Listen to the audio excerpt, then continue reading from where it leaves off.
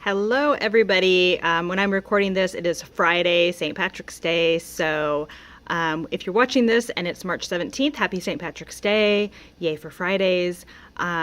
So today I wanted, or I guess I should introduce myself. Those of you that have been watching my videos know who I am. But if I have any other new followers out there, my name is April Miller, and I am with April Miller Coaching. And I am here to help you reach your, fitness and nutrition goals. And so I am going to be talking about clean eating today. So we hear this phrase a lot, but what does it mean? Not everybody knows what that means. It's thrown around, some buzzwords that are thrown around right now, currently. Some of us are wondering, what does it include? What does it not include? I've had a lot of people message me, asking me, sending me the ingredient list. Hey, is this food a clean food? Hoping that it's okay for them to eat because they're trying to do their best in just eating the clean foods. And a lot of the times I've had to tell them, no, it's not. So I wanted to do a series about clean eating.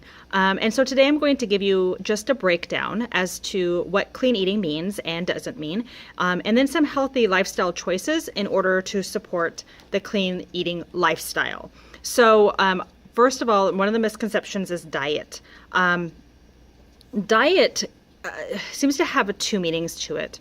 One meaning is the well-rounded meaning, which is a diet is what you consume.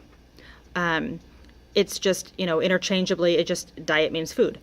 Some people, when they hear the word diet, they think, okay, I've got to not have this and not have that. I have to reduce this. I can't have. I don't like that second definition because it limits you and it's very negative.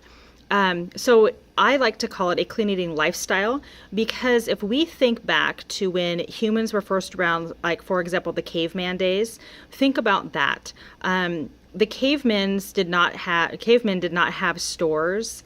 They did not have facilities, buildings, plants to make things. Instead, they grew a lot of things, or they found them growing, or they hunted them.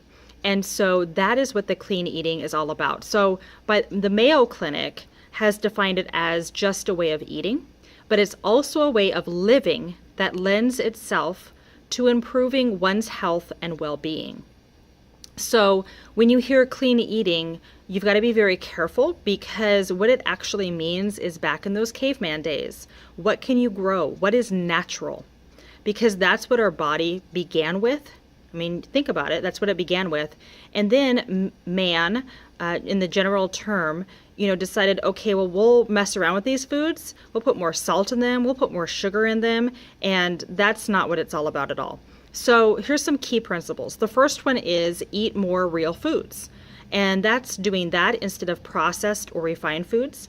And just as a definition, processed foods are any deliberate, and again from the Mayo Clinic, are any deliberate change in a food that occurs before it's available for us to eat. So that can be simple as freezing or drying food, or as complex as formulating a frozen meal. So some examples of some processed or refined foods are canned or frozen fruits and vegetables. They could be packaged foods labeled natural or organic. It doesn't mean they are. It could be foods with health and nutrition claims on the label, such as may reduce the risk of heart disease. They could say low in fat or high in calcium. It doesn't mean that's necessarily true. Processed foods are also foods prepared in quick service and fine dining restaurants, cafeterias, food courts, sports arenas, and all that sort of thing. So those are processed. The second key principle is to eat for nourishment. Don't rush when you're eating. Eat at home often and prepare that food in a healthy way. Don't drown it in butter, and don't stick a whole bunch of salt on it, added salt and sugar. And by salt, I mean table salt. Don't forget to check your seasonings, because most of them have that table salt, and that's what increases our blood pressure and increases heart disease and heart attacks and that kind of thing. Instead, use seasonings like pepper or like the Mrs. Dash. I highly recommend Mrs. Dash. I'm not being paid by Mrs. Dash. Oh my goodness, I wish I were. But I love the onion and herb, or the garlic and herb. Those are just delicious, and they don't have any table salt in them. The third key principle is to eat safe food, and that's just kind of a no-brainer. You know, just make sure that you're washing your produce, you're keeping your raw meat separate from your produce, you're cooking foods to proper temperatures. Eat local, grow your own, or go to farmers markets and support your local farmers. Eat more plant-based foods such as beans, lentils, peas, quinoa, barley.